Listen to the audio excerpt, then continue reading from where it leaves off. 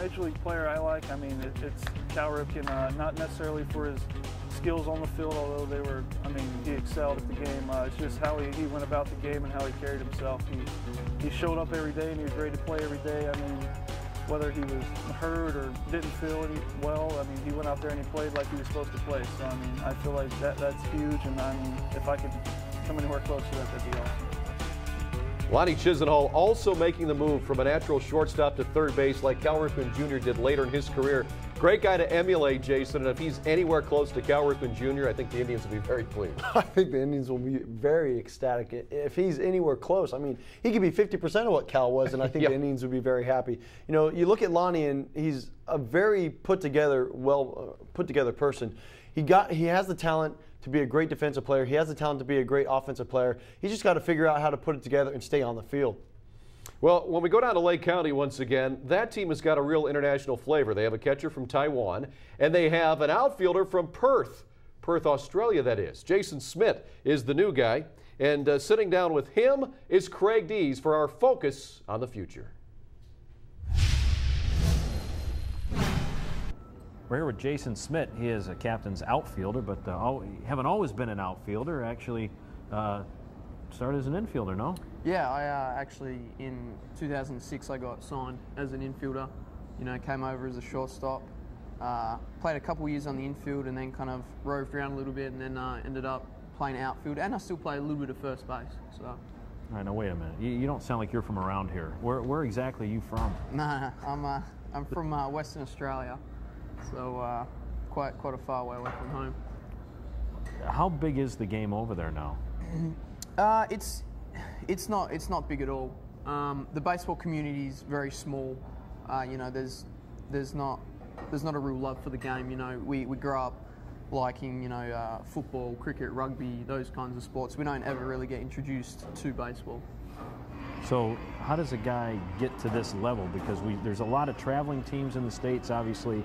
Down in the Dominican, Venezuela, there's a lot of leagues, there's things of that. If it's not that prominent over there, how do you get discovered?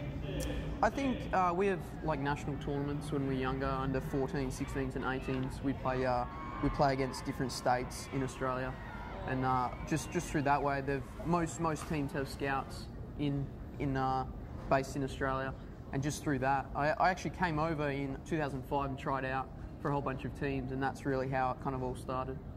So you got the name out there, and then they kind of followed you around. Yeah. Yep.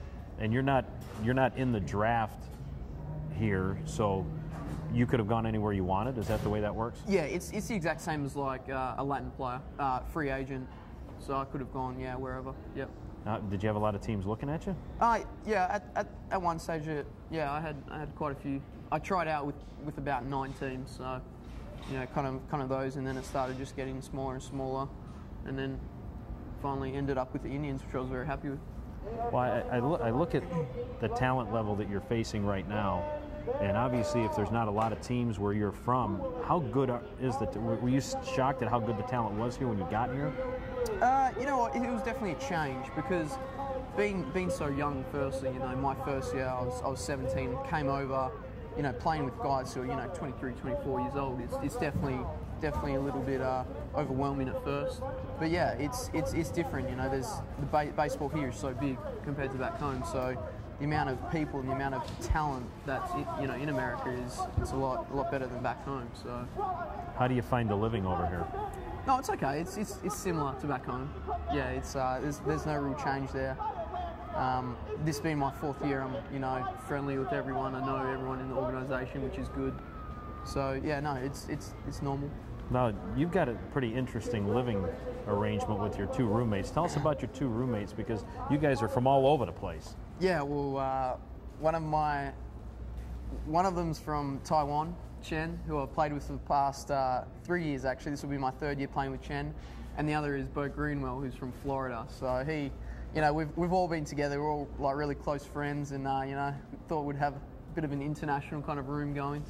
So I'm assuming that you guys are working on Chen's English. Is he going to have an Australian accent when he does learn how to speak English? I'm trying to get him to speak Australian. Bo's trying to get him to speak American, but yeah, I think I'll win. I'll win in the end. What's the biggest thing that you miss over here? We'll even start with something that you maybe your favorite thing to dine on when you're back home that you can't get over here? What if you got a care package from mom and dad? What would you want in it? Probably have to go with Vegemite. I know a lot of Americans don't really like, Vegemite. I love Vegemite on bread and stuff like that, and also a good barbecue. It's a little bit different back home. So, were you a cricket fan growing up? Yes, cricket and AFL. Yeah. All right, now you got to do me one favor before the season's over. I've tried to learn that game. I was born in Scotland. Okay, yeah. And I went home when I was 15 years old, and I was determined to sit and watch it, and I still don't understand it. Can you give me, away from here, maybe a 30-second synopsis on so maybe I could watch the game? Yeah, all right. Well, there's a pitch right in the middle in the field, and the key is to get as many runs as you can with the 10 wickets that you have. So there's 2 batsmen at each end, and they run runs, and the amount of runs they run by the end of the innings is their total score, and then the other team comes in, they have to score the same amount. Well, there's a thumbnail sketch of cricket, which I still don't understand, but we'll work on it as the summer goes on. That's right. But that's our friend from Australia, Jason Smith. Well, Craig, thanks again for that. And you listen to Jason Smith's accent, and it's awesome. I love Australia. My wife and I actually went down there for our honeymoon, and it's a great place to visit if you guys ever get a chance. But the baseball sense of it right now is they are actually becoming more acclimated with baseball down there because you have the academies going down there now like you do in Venezuela and Dominican. And it's great to see that because you want baseball to be world-round. Well, that's a great place to play in Australia. Perfect weather for baseball. You don't have to worry about snow down there. So Jason Smith, we'll see how he does here with the Indian system. All right, we'll take our final break here with Indians Minor League Magazine. More to come, including where the teams will be playing this week. Also a standings check. And check out some of the great stuff here at the Cargo Hold at Classic Park. Make sure you keep it right here. It's Indians Minor League Magazine on SportsTime Ohio.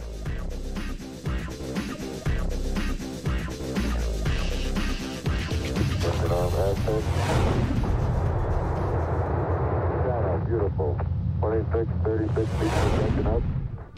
Let's take a look at the standings. Columbus still in first place in the International League's West Division. Akron in 6th. Kinston in 3rd place. Lake County in 1st. Mahoning Valley starts in just a couple of weeks. Before you know it, it'll be time for the Mahoning Valley Scrappers down there in the Pinckney Division.